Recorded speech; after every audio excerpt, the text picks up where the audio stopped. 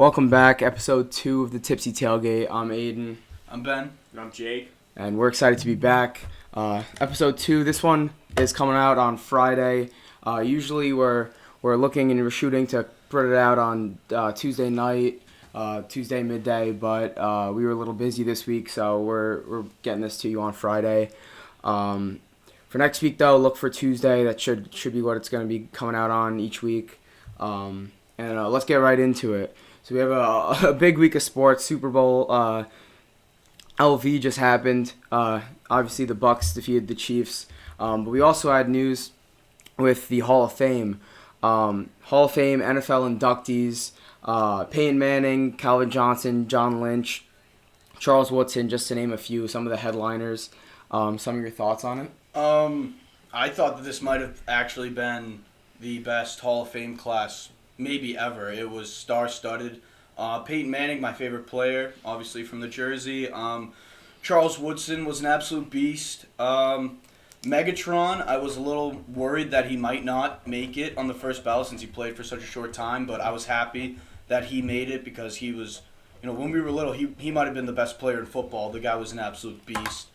I thought it was, and John Lynch, he had to wait a long time. I'm very happy for him that he finally got into the Hall. That was a good moment. Yeah, and I feel like with some of these bigger names, it's people that now who we've started growing up watching, who've had their careers, 8 to 10 year careers and taken their time off, that are now becoming, members of the Hall of Fame, but they've also been exposed to social media now too, where all, you look at Calvin Johnson, Charles Woodson at the late end of his career, Peyton Manning, all guys who, the NFL was posting on Instagram in the late portion of their career with millions of followers, and it sparked a new wave of athletes like that. Yeah, for sure. I think obviously Peyton, and we'll get to it. Our next topic is top 10 QBs of all time, so we're excited for that. But right now, Peyton Manning, obviously he's going to be on that list. He was in there, this huge Peyton Manning fan, Benny. He's just undeniably so great. He was a no-brainer. John Lynch, I think he also helps. Yeah, obviously he was a Hall of Famer already, but I think he helps his case for what he's doing as a GM for the 49ers. Absolutely. He goes right in there, and they're already making a Super Bowl. Guy. Yeah, he's a great football guy. He was an analyst beforehand. Calvin Johnson, I think maybe the most dominant receiver to ever play the game when he was in it. Not the greatest, but the most dominant. Monster. You'd have to triple cover him on actual plays to keep him quiet. And then Charles Woodson, I believe the first and maybe only defensive Heisman winner. Yeah. He's just one of the guys that you knew he was getting in right away. All right, so let's get into top 10 QBs of all time. I could take the lead on this one. I've got number 1, the guy, 7-time Super Bowl champion, Tom Brady. Undeniably, I think he's not only the greatest quarterback of all time, but the greatest sports figure, athlete, whatever you want to call it, to ever do it, ever. 2, I take Joe Montana just because of the Jordan-like record in big games like Super Bowls.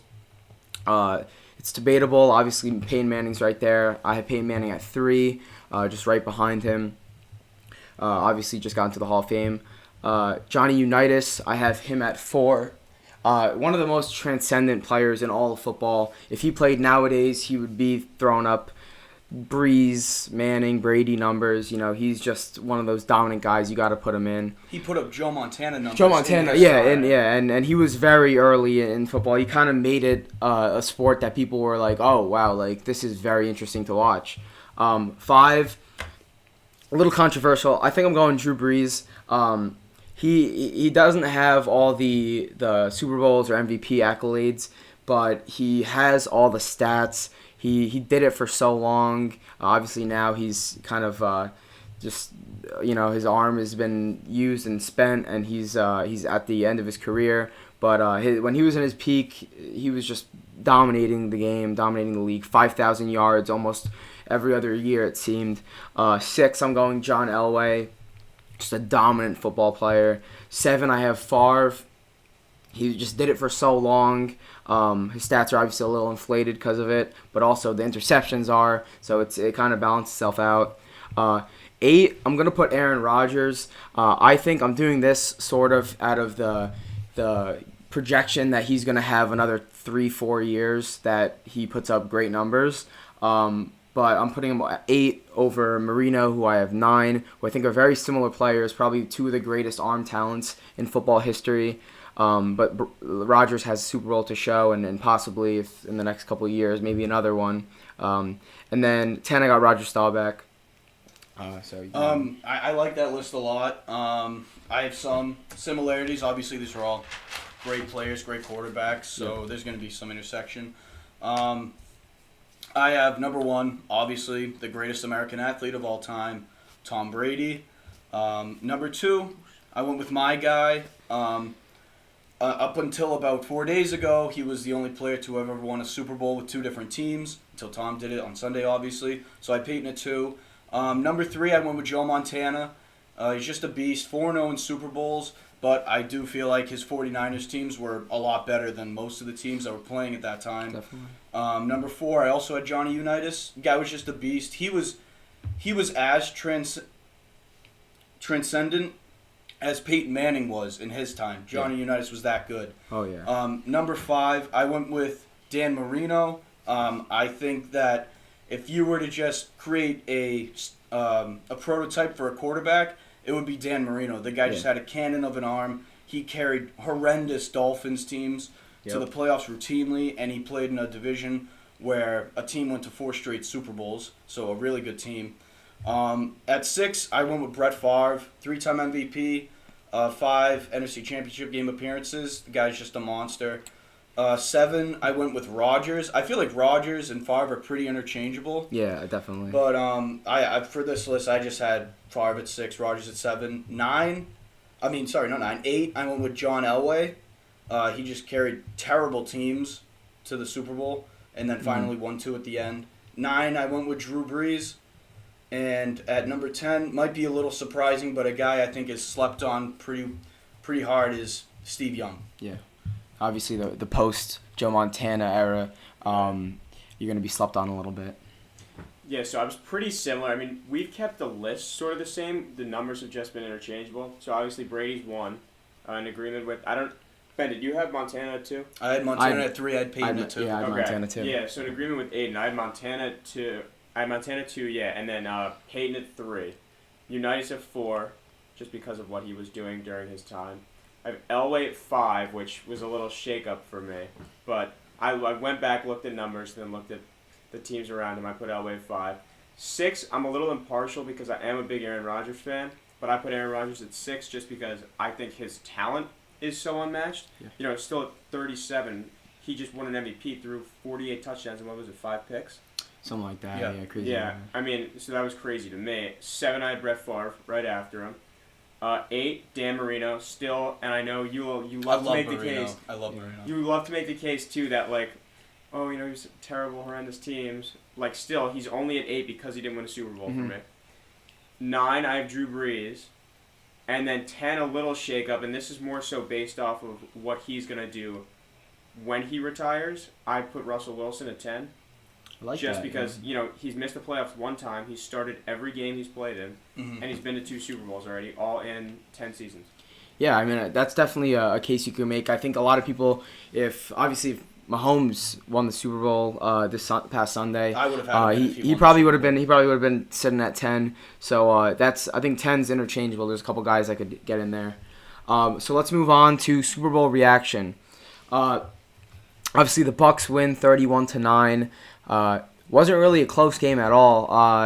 Right from the start, it was kind of Bucs dominating, and everyone kind of thought that the Chiefs were going to come back and start fighting, but it looked like they had no fight. And I think a lot of the takeaways, obviously Brady won Super Bowl MVP, but a lot of the takeaways I have, and I'm sure you guys too, the pass rush for the Bucs and the lack of time and protection for Mahomes was really the deal breaker of the game.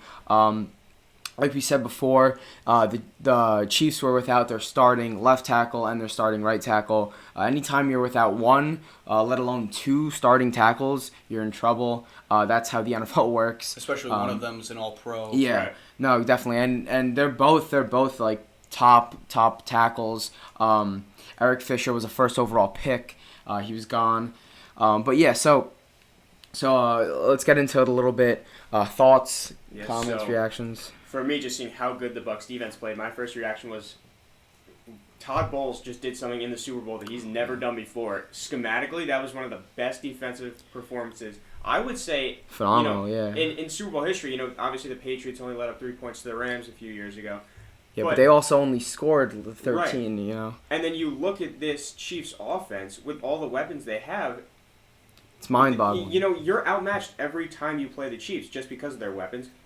And now you just shut them down completely. Yeah. And no touchdowns. Right. I mean, who would have thought Mahomes wasn't going to throw a touchdown? Right. And as a Jets fan, it makes me wonder, why didn't Todd Bowles do this with the Jets? Does he want to come back? I mean, I thought it was a very entertaining game. I love Tom Brady, even though Peyton Manning's my favorite player. I still love Tom Brady. It's very rare to me that a quarterback can have a stat line as horrible as Mahomes is, and you can still say the guy didn't play that bad. He was flying in midair, making insane throws. To me, the game was it was the tackles. Obviously, you got to give the Bucs all the credit in the world, but I think that if the Chiefs had their tackles, it might have been a little different of a game. But with that being said, you got to give the Bucs credit. I think that you also have to give the San Francisco 49ers a ton of credit because I think they might have figured out the blueprint on how to beat Mahomes last year. For sure. With that pass rush and just playmakers on defense and making them pay when you have the ball. Yeah, I definitely agree. I mean, they kind of set up like you said, the blueprint of how to contain Mahomes at least. And now that teams are, and I even saw a comment, Mahomes was saying that he's going to have to, work, watch the film, work from it. But like you just said, 2 times now they've shown that he's been able to be completely limited, and teams are just going to start studying how to do so. And it might lead to a little bit of a slow, a stop in Mahomes' trajectory of just up, but also it's hard. It's a hard thing to do. So let's get into Mahomes' legacy. Obviously, if he were to win the Super Bowl, many people would be jumping to the conclusion, oh, this guy is the greatest of all time. This guy's in the top 10, all this stuff. But I think he takes a pretty decent hit. Obviously, not all on him, but I think he takes a pretty decent hit for losing this game for one reason. I think when Brady went in there with a banged-up O-line, I believe there was no Julian Edelman against the Eagles, and of course when he was on the Patriots, and they went in there, and it was a pretty much overall banged-up team versus a pretty hot Eagles team led by Nick Foles, and it kind of seemed like the defense was just setting the pace, almost like this game, and Brady had to adjust, and he ended up with the most passing yards in Super Bowl history. I think it was 505, something like that. Had not a terrible game. Obviously, it's going to be repeated in the future as the game he dropped the pass. But when you have no weapons, you have no support. He's without his number one receiver, Julian Edelman. 41 points. Defense lets up 41 points. They let up a Philly special that's just deflating. They can't make stops.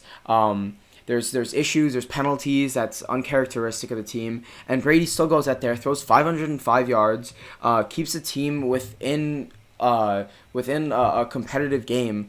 That's what you want to see from your quarterback, and the fact that Mahomes kind of just folded and just got stepped on by this Bucs defense. Obviously, he was against a lot of adversity, but the thing that makes you the GOAT is fighting through the adversity, and I don't think we really saw it with Mahomes where we saw it with Brady in past Super Bowls. I think that I'm going to look at this from a really simple view where you can't. It was going to be hard for Mahomes to catch Brady in Super Bowl count, but the thing that could have made him the GOAT when it's all said and done is if he beat Brady head-to-head in the Super Bowl. He could have had 4 Super Bowl wins, but if he beat Brady head-to-head in one of them, I think he would have been considered the GOAT when it's all said and done.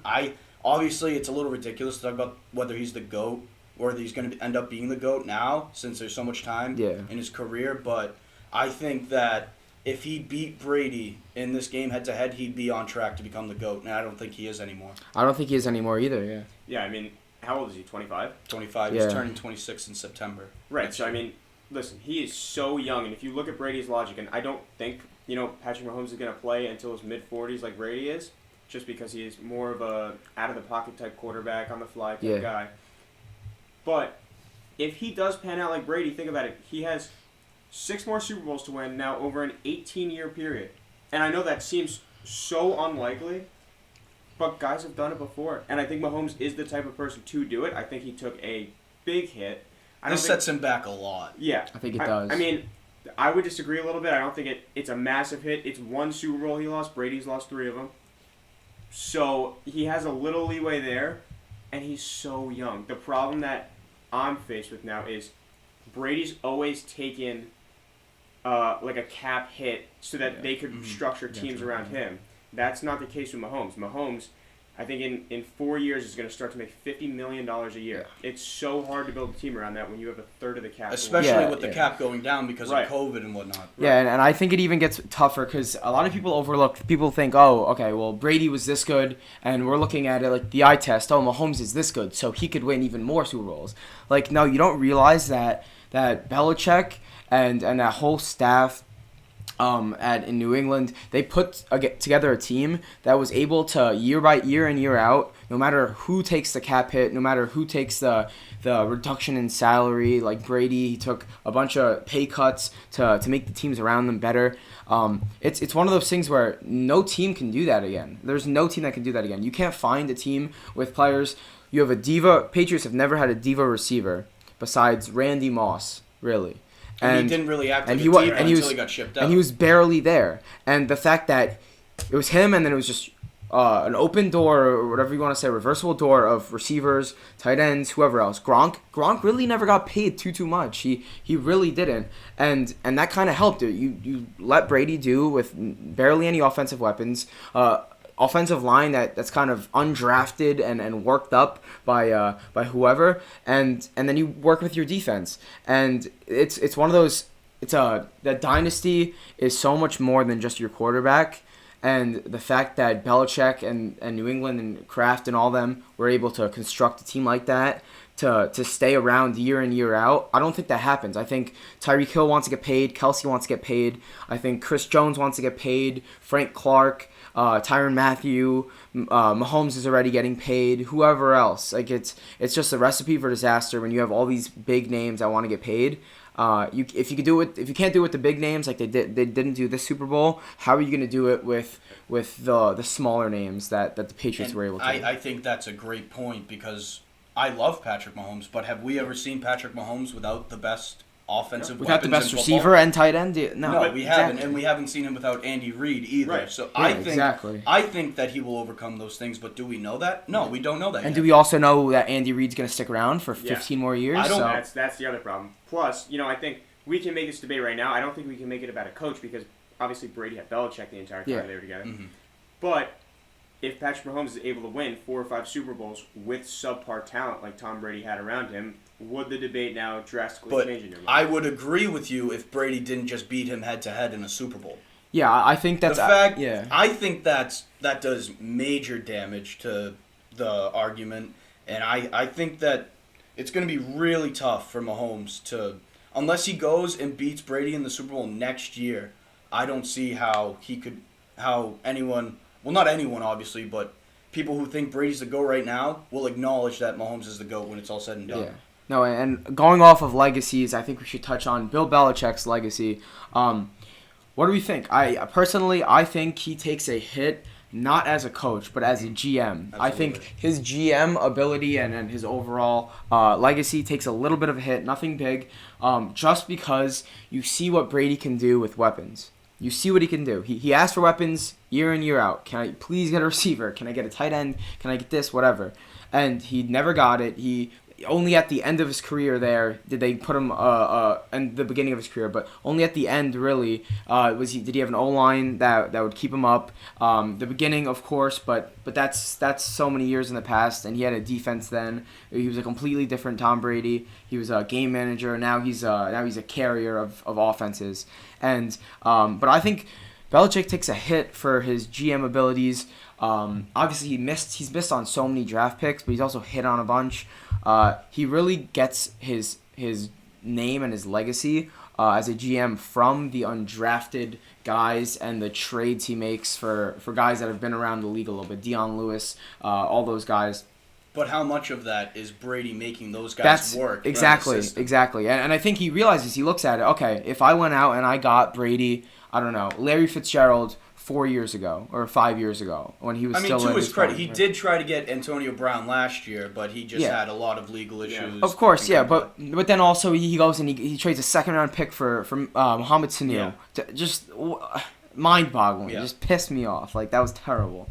And then he goes out and he's looking around and who else can I get? And he just signs these guys and gets these guys that are at the end of their career, whatever. Maybe they had a couple good years. It's not what you need. You put him around some weapons. You see what he does. I mean, he had a great game in the Super Bowl, and when he's surrounded by talent, he'll always make his talent better. So if he's around guys that are elite, the ceiling's endless, literally. Like, I don't think that Belichick takes a hit as a coach at all. Definitely. I think as a coach, there's nothing that anyone can say. He's a 3-10 and 147 record as a head coach. People try to say that he can't really coach without Brady, but they point to the 24 and 27 record. I disagree. Mm-hmm. You see in 2008, they went 11-5, missed the playoffs. You saw the year that Brady got suspended. Yeah. They started out 3-1. He's obviously the greatest coach of all time, but I do agree with you that he did take a major hit as a GM. Yeah, and I think also what plays into that is sort of the fact that we're not done with Belichick yet. He has a lot of draft picks. They have, I think, maybe the fourth most cap the Patriots do in the league right now. And I think they're going to go out there. They're going to make a bunch of moves. I heard that it's going to be who knows, obviously, but an uncharacteristically huge offseason for the Patriots, which could mean signings, trades, trading up in the draft, maybe grabbing a QB. Who knows how that'll go. I think we look at it 3 years from now, and we see if the Patriots have done nothing in the past 3 years, then Belichick needed Brady more than Brady needed Belichick. But can you say that? Because I think the first 3 Super Bowls were all Belichick. And I agree. That's what I'm saying. Like if Brady was able to do that with weapons in Tampa Bay, right. And then now he goes. Belichick has his opportunities with the most cap he's ever had, right. The most draft picks he's ever had, the most draft capital. Obviously, it's an older team, and it's not a great team right now, the Patriots, by any means. But it's a team that he has all the ability to turn around like this. So I think 3 years from now, you look, if he pans out in this offseason, and this is a competitive team, then I think we could kind of be like, okay, this is equal. They're equal. They're equivalent to each other, and that's all. And I think Belichick knows he's sort of on his way out. I mean, It's obviously his decision because I don't think the Patriots would ever get rid of him. Yeah. But I think he sort of knows he's maybe max got 5 years left. For sure. So I think he's in such a win-now mode to just get his rep back. Yeah. Because if he has a good team, he's gonna win games.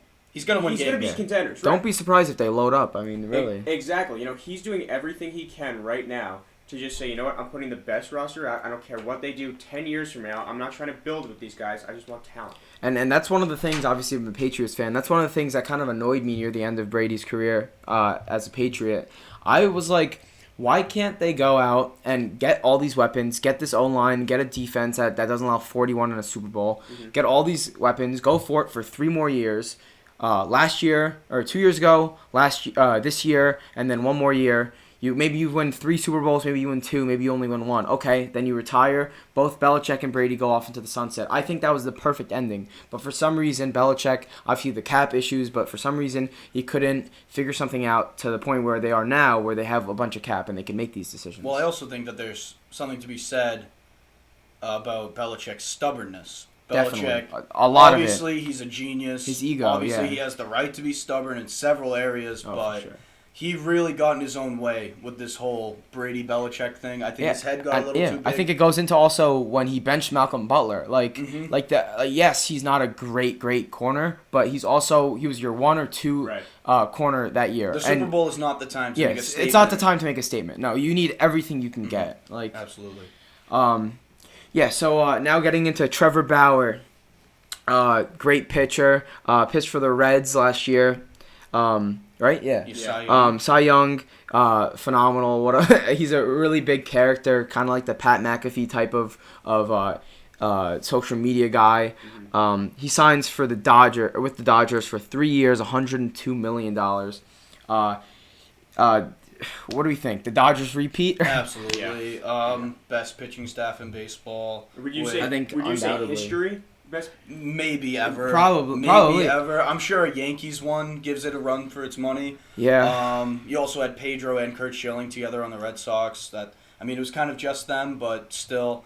But Walker Buehler. Dude, I Clayton think Kershaw, who might end up being the GOAT. Kershaw That's a might beast. be the greatest pitcher That's of a all monster. time if he can get another ring. Trevor and- Bauer just won a Cy Young. I think that Yeah. it's Just not loaded. besides the pitching staff. They have Mookie Betts, Yeah. Bellinger, Justin Turner. I think they have, outside of injury, knock on wood for them. Obviously not rooting for injury.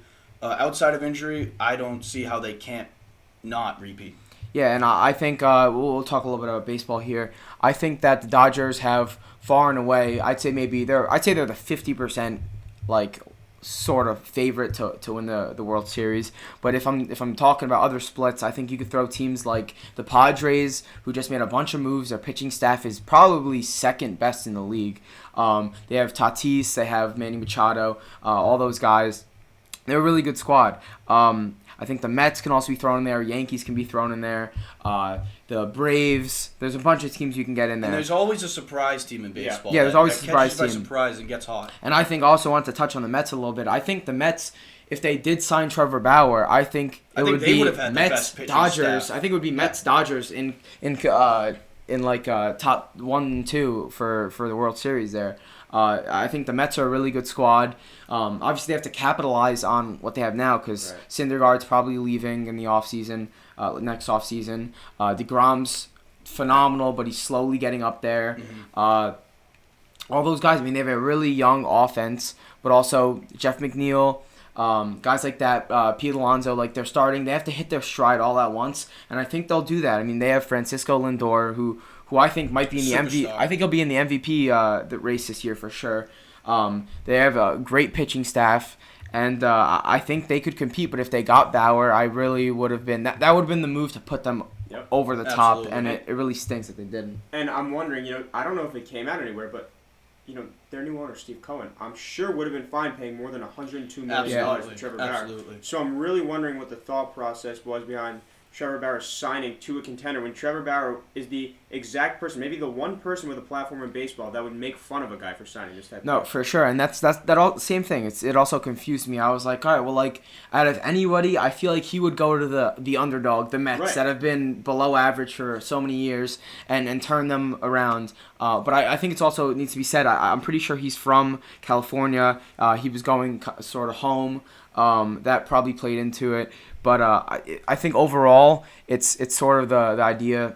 I want to go to an established winner, and we just won last year. Let's go. Let's win another one. I think it's that to mindset. add on to what Jake just said, I think that there's something to be said for actually being in the position to go to a team that can win a championship.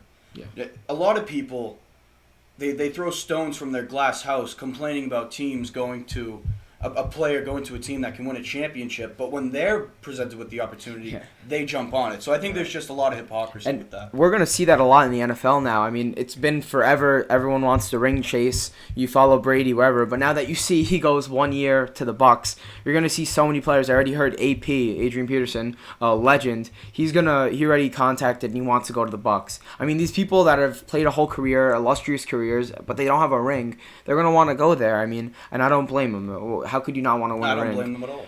And then just to final it off, this episode, Andrew Benintendi, right here. Sad, I don't know if you can see that, but gets traded to the. We're big Red Sox fans. Gets traded to the Royals. Thoughts? I know you're a little annoyed by this one. I love Andrew Benintendi. I think the Red Sox Botched it. They ruined We botched Andrew him. Yeah. Benintendi with analytics and launch angle. Andrew Benintendi's just a ball player. Yeah, just the let guy him just play. Wants to go, Yeah. hit the ball, make great plays. I'm honestly kind of sad over it. I love Benintendi, and thank you to him. 2018 World Series champ. Yeah. Wouldn't have done it without him. Yep. Exactly. And I also wanted to pull this up real quick. I saw this. I mean, I don't think this is being talked enough about. Shane Bloom goes, the Red Sox obviously, goes and obviously we get rid of Andrew Benintendi, but in a team that was over the luxury tax threshold for a year, I think maybe 2 years in a row, and we were penalized by losing our first-round pick.